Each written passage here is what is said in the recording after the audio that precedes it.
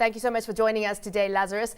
Just looking at a report by the Parliamentary Standing Committee on ICT, it was actually last year, estimating that between 4 and 7% of Namibians have access to ICT. Of course, this is a low number. Some reports say around 9%. What is the status quo at this point in time in terms of internet access in Namibia? Thank you very much, Samantha. Obviously, the issue of internet penetration in the world these days is a highly controversial one when it comes to data provided, because if you look at internet penetration from people who are sitting at a desktop, people will say, yeah, if you look at how many people have access to computers and electricity, and you compare it to a country such as ours, which is like 60% rural-based and 40% urban-based, people will say the numbers are low. However, but if you look at the fact that people have access to internet connectivity on their mobile phones, and you look at the mobile phone penetration numbers, you start to realize that there's actually, you start engaging in academic exercises as to really what are the numbers, but the numbers are growing. Recently, ICT Research Africa released a report where you could clearly see that more and more people have access to mobile phones, and they have access to internet connectivity. Certainly, of course, a trend that we see across Africa, where you see people accessing the internet through their mobile phones. Looking at the latest number, as you said, high mobile penetration rate, 111%. How do you plan to leverage off this high mobile penetration rate to be able to enhance the role that ICT will play in the economy? The beauty about the fact that people have access to internet connectivity means that they have access to data on their mobile phones. That in itself is a major benefit for the country. So in terms of leveraging that, we face a couple of challenges.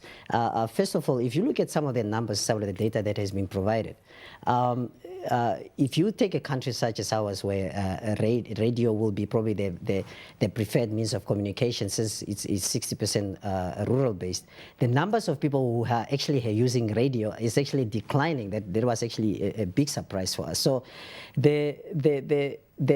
the opportunities come in mobile communication. So how do we leverage it? We need to do a couple of things. First of all, we need to make sure that more and more people have access to electricity, because without electricity, there's not much you can do when it comes to some of these equipment, ICT equipment. So that's the one thing. The second, so that in itself create an opportunity for the SMEs and all these people who are involved in energy or renewable energy and things like that. So that in itself is a good starting point. Secondly, Namibia has got a very young population. With the last census, more than 50% of our population is below the ages of 35.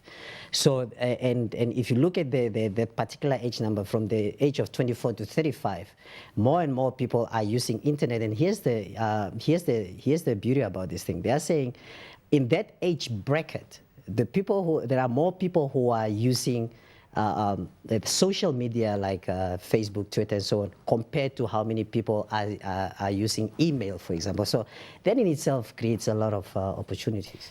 Lazarus, so from a ministerial perspective right now, what is your focus? Where are the key priority areas that you've identified that need to be addressed, perhaps from a regulatory point of view, from a policy point of view, to be able to help enhance the ICT sector to fuel growth, really? That's right. I mean, first of all, the Namibia's regulatory framework is quite young, because the Act number 8 of 2009 was only came into effect on the 18th of May of this year. So there's a few key challenges we are facing. First of all, if you look at the amount of users we have in our country, Namibia only has a population of about 2 million people. So there's quite a few challenges we are facing.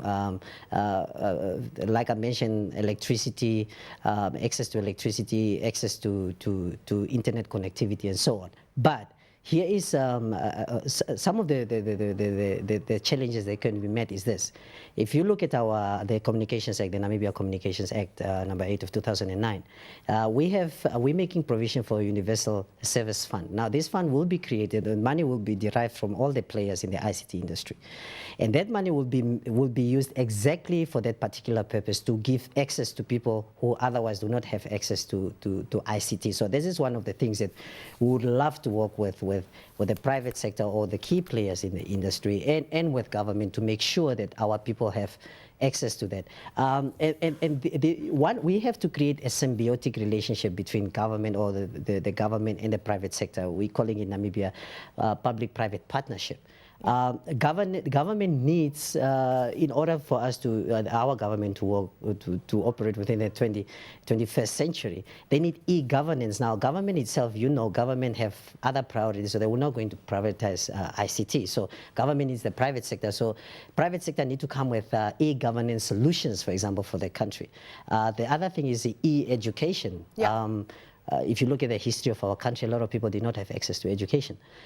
So these are some of the things that we can actually, these are some of the things that we can look at in order for us to grow this ICT industry. And this year we're actually planning to have an ICT expo where we're going to bring all these key players together and say, how can we move this industry forward? Definitely that e-education debate obviously has a lot of legroom, and there has been some criticism, but Lazarus, thanks for bringing that up. We will just delve into that at another stage in time. Thanks for joining us today, Lazarus Jacobs, Chairperson of the Communications Regulatory Authority of Namibia.